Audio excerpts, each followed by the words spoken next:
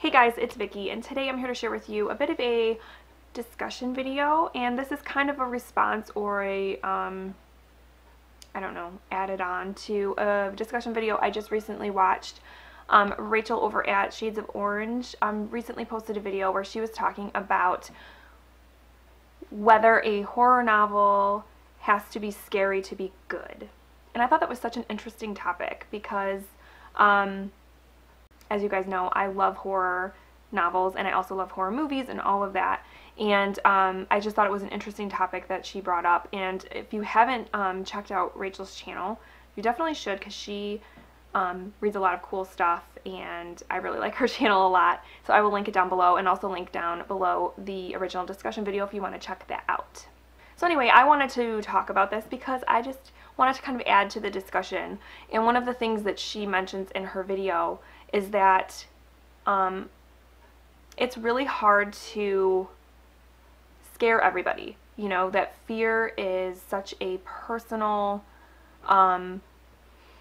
subjective thing. And that is so absolutely true and such a good point that what's going to scare me might not scare you and vice versa. And so it must be very difficult, I think, for a horror writer to write a book that's going to satisfy everybody, because there are so many fears out there and so many levels of fear that is based on people's life experiences and just the way that they internally tick, that there's no way it could please everybody.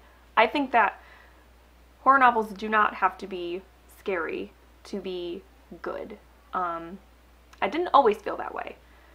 I used to be critical of that, and same thing with movies. I'd be like, oh well, it didn't scare me, so it wasn't good. But that's not the case anymore. I have evolved a bit, because to me, what's going to make a horror novel good no matter what is whether the characters are well developed and are characters that I like and can identify with on some level, whether the plot is good, what the setting is like. Those kinds of things matter more to me than whether or not I get scared. Now, if I do get scared, that's definitely an added bonus. And I think a lot of people, maybe when it comes to horror, they kind of should, I don't want to say lower their expectations, but just be aware of their expectations going into a book. If a book is really hyped up by a lot of people and, you know, people are like, oh, it's the most terrifying book I've ever read, and then you go into it and you don't feel that way, you can't help but feel disappointed. So you kind of have to go into it knowing, you know, I might feel differently about this. And I think that's true with all books, horror or not. A really good example for me personally is Birdbox. Birdbox, as you all know, is super hyped on BookTube. People just, I don't think I've ever watched someone review Birdbox who didn't love it. And I read it this past year in October, and while I really enjoyed the book, I thought it was very well, you know, written, and the characters were interesting. The premise was really cool. It didn't necessarily scare me as much as other books.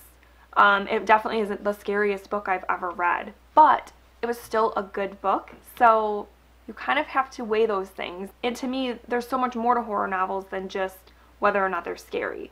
Like I said, elements like character development and writing and all that play into it as well. And I find that one of the reasons I like horror so much is because often when you're reading a horror novel or even watching a horror movie, this kind of applies to that too, that, you know, you will find other commentary, other themes and messages in those stories that's underneath the scary stuff, like things about you know, social topics like racism, feminism,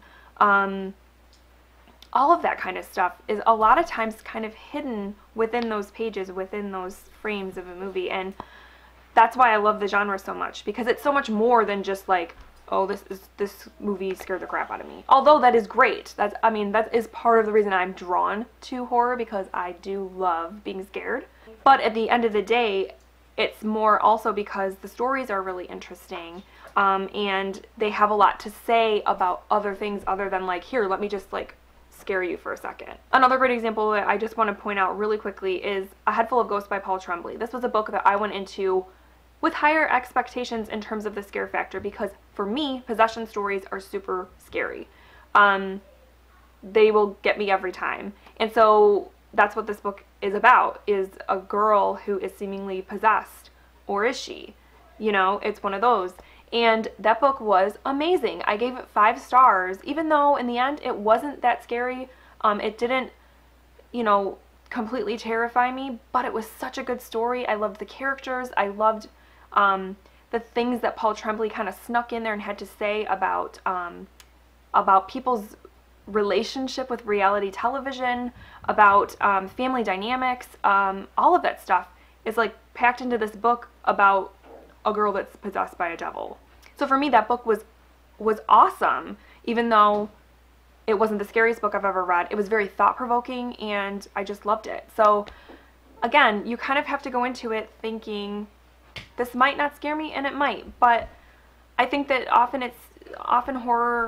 the horror genre is judged too harshly about that topic, because like I think there's so much more to horror than just being scared.